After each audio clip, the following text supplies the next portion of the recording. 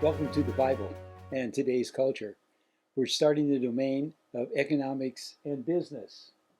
So, we're going to start with a story, and it's a story of what the Pilgrims did that was a determining economic decision that's affected our country for hundreds of years.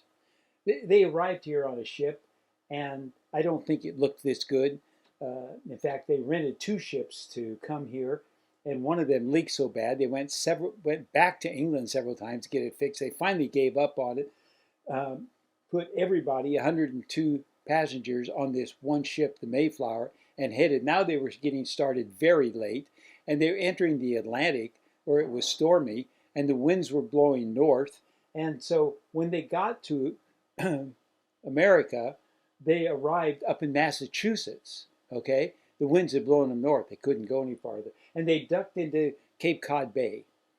They decided several times to make a run for it, to go down to Virginia, go out of Cape Cod and come down to Virginia. And the winds would not let them accomplish that. So they went back in there and they said, we've got to settle here. But the Pilgrims had been students of Moses, they'd been students of Luther and Calvin, and they understood what a kingdom culture was supposed to look like, and that when you set up a society, it should be in written form. So they wouldn't leave the ship until they had a written agreement. Half the people on the ship were people of faith, were pilgrims, were coming here for religious freedom and economic independence, and the other half were adventurers and other reasons for being here, and mostly not families. So they agreed on how they would live together if they settled here. So this is the story of what happened. The first decision made under the covenant referring to the Mayflower Compact, was to abandon the efforts to reach Virginia and instead to settle in New England. The first explorers landed at Plymouth on December 21st, 1620. Well, besides weather, they had another problem. They had the agreement they wrote with the British bankers. So they borrowed money from the bankers to rent the ships, put on the supplies they needed, all the food, all the construction materials, and come to America. But the bankers didn't want to go to Jamestown, Virginia, to collect their bill from 100 different people they wanted to find. They said, okay, we're going to loan it to you, but here's the deal. You got to take all your profits and put them in one bank, one treasury. And then out of that, the first thing you do is you send your payment to us. And then you divide up the rest of it equally between everybody. Well, all of a sudden, they didn't realize it, but they were being forced into a Marxist society 250 years before Karl. Karl could have looked back on the Pilgrims and figured out whether communism would work or not. So here's what they said. The British bankers required the land would be worked in common, produce would be owned in common, and goods would be rationed equally. Unfortunately, thanks to illness, injury, and attitude, the system did not work. Pilferage from the storehouse became common. Over the course of that first harsh winter, nearly half of the colonists perished. 4 families were wiped out completely. Only 5 of 18 wives survived. Of the 29 single men, hired hands, and servants, only 10 were alive when that first spring came by. The colonists struggled desperately for 2 more years. When spring finally arrived in 1623, meaning they'd gone through 3 winters, okay?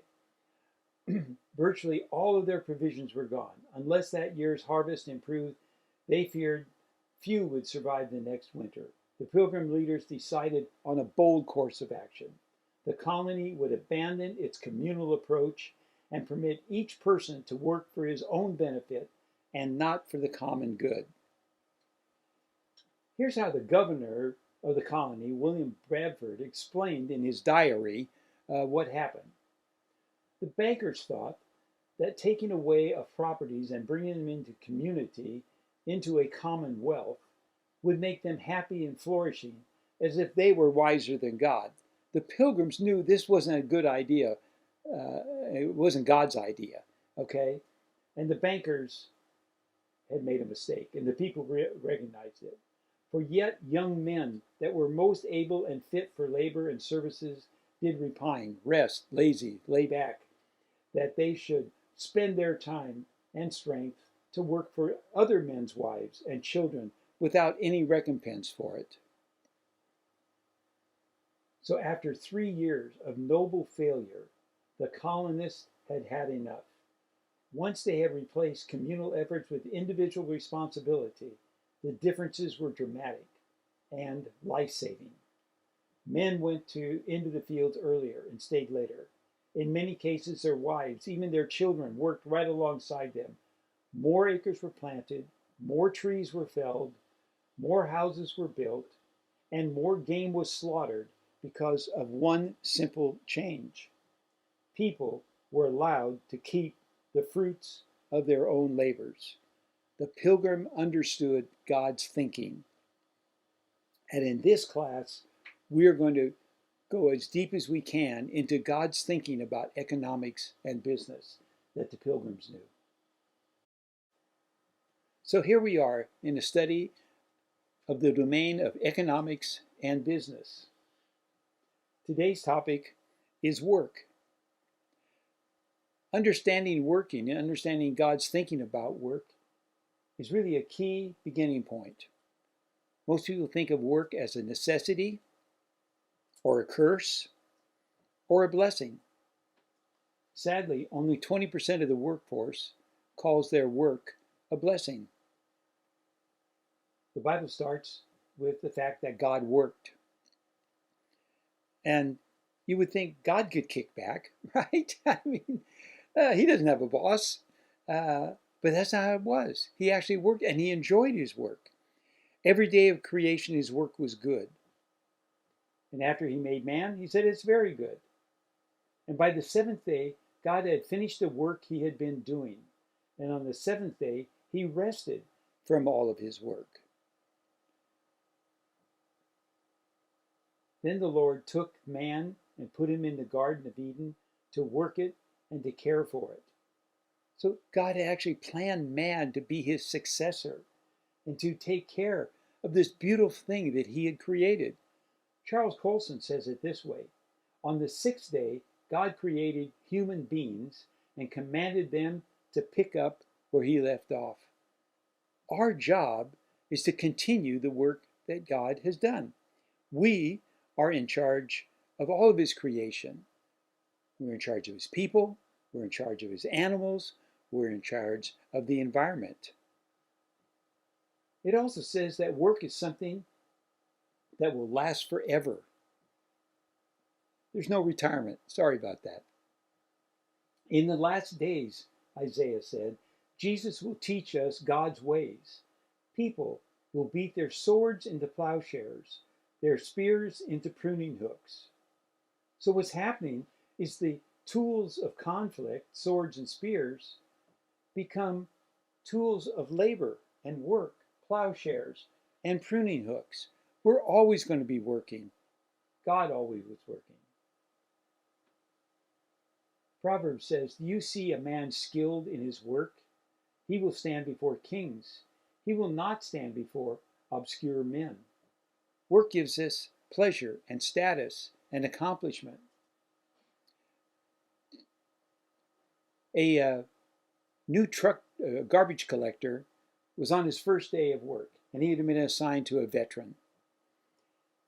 And as they were driving in the truck to downtown New York City, where they were to pick up the garbage, the truck driver stopped at the beginning of their route. And he says, look down that street. Look at those businesses. What do you see? You see garbage all over the sidewalks. There's nobody able to walk into the buildings. No deliveries are being made. That's our job. Let's get to it. So they worked down the block. At the end of the block, he stopped the truck and he said, look back. What do you see? You see clean sidewalks, deliveries being made, customers entering stores. That's because of what we did. Be proud of your work. When the new truck driver retired after 40 years, He kept up his pattern because he was proud of what he did. He walked his garbage truck route every day, talked to the people that he knew there who appreciated what he has done, who had become his friends. I took my granddaughter, Kelsey, out on a date when she was 8 years old. She's 15 now. I was amazed at what she said at 18. I think you might be too. I said to her, it's really sad that many of my financial planning clients retire and they still haven't figured out what God made them to do. Kelsey said, that's not hard. I said, what do you mean? She said, they should just do what's fun. I didn't think that she meant it the way it sounded. So I said, well, tell me how that helps. And she said, well, why would God make you to do something that is boring? Kelsey had more insight into work than most of my adult clients had. God prepares us for certain types of work that bring us joy, fulfillment, success, and that's where we ought to work. The Pilgrims understood this. Let's go back to them. 100 years after they landed, they had started Yale University. And as you graduated from Yale, your last assignment was to write a term paper on the purpose of your work and how it would affect your culture.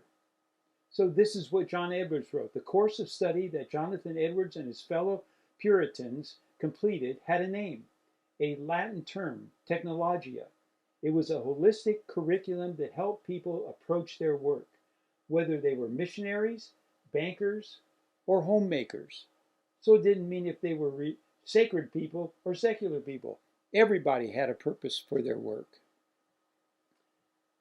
Later on, Jonathan Edwards said, this sort of education taught us that the pious tradesman will know that his shop, as well as his chapel, is holy ground.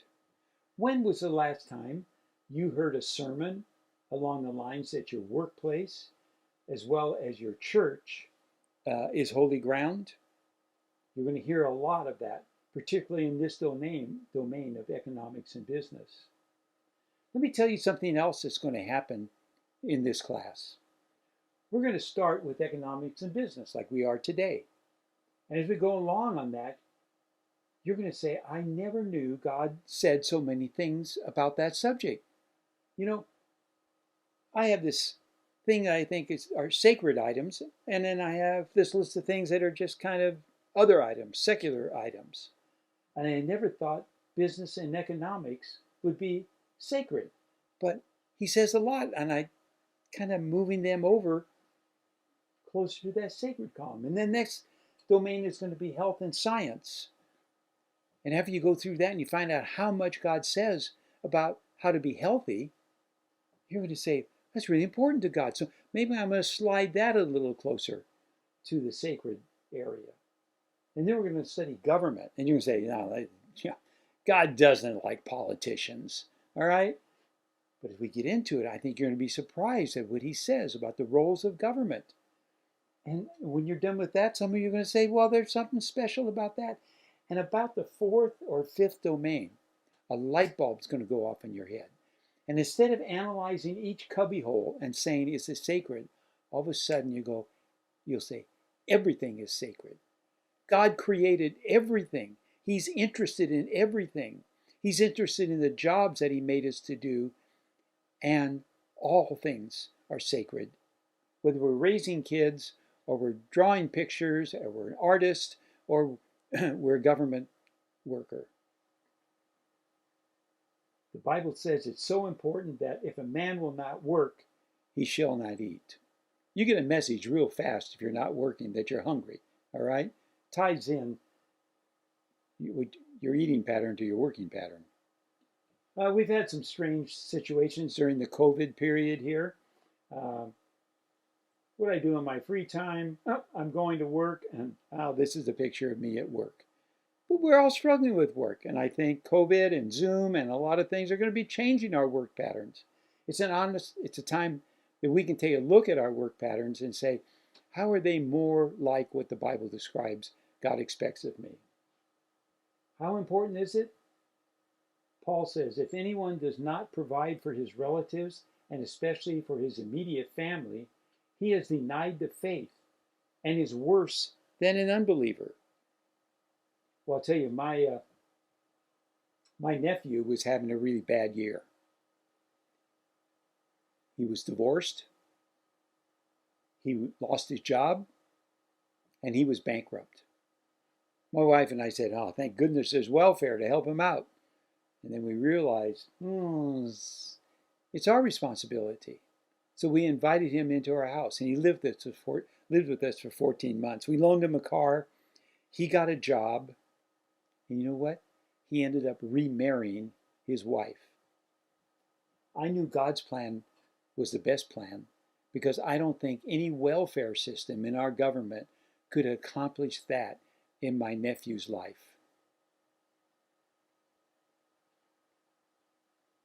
The children of Israel, the Hebrews, as they're moving in the promised land, learned about how God thought about work. So while they were in the desert, God sent manna to them. Every day that manna came down, they'd pick it up.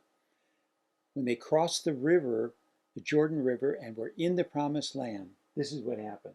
Then the manna ceased on the day after they had eaten the produce of the land. They had one meal off the land, and the manna ceased. Why? It was their job to work, to raise things, to plant the crops, to reap the crops, and to work. Amy Sherman, in her book Kingdom Calling, says this: the church has suffered for a long time for what we've often called the sacred secular split. Okay, church is sacred, the rest of the life is not. We haven't done a good job of helping people connect Sunday to Monday. What it means to be a Christian businessman, a Christian lawyer, or a Christian journalist. How can we go beyond just being nice people at work? Many believers have begun figuring this out on their own without much help from their churches. Paul was saying the same thing. Listen to this verse from Romans chapter 12. He says, so here's what I want you to do, God helping you. Take your everyday, ordinary life, your sleeping, eating, going to work, walking around life, and place it before God as an offering. Do not become so well adjusted to your culture that you fit into it without even thinking. Instead, fix your attention on God. He will be changing you from the inside out. Readily recognize what He wants from you and quickly respond to it. Unlike the culture around you that always drags you down to its level of immaturity, God brings the best out of you, develops well-informed maturity in you. God made you for a purpose, and He will direct you to that purpose. You will make important things. You'll be proud of what you do. You'll have a joy in your work. So discuss these questions. And next week, we're going to be talking about economics regarding the poor. When you're done, I've got a great video for you to watch. I think it's 4 minutes long. It's the joy of the mechanic. It reinforces a lot of things that we've been talking about. Enjoy the questions and the discussion. See you next class. Thanks.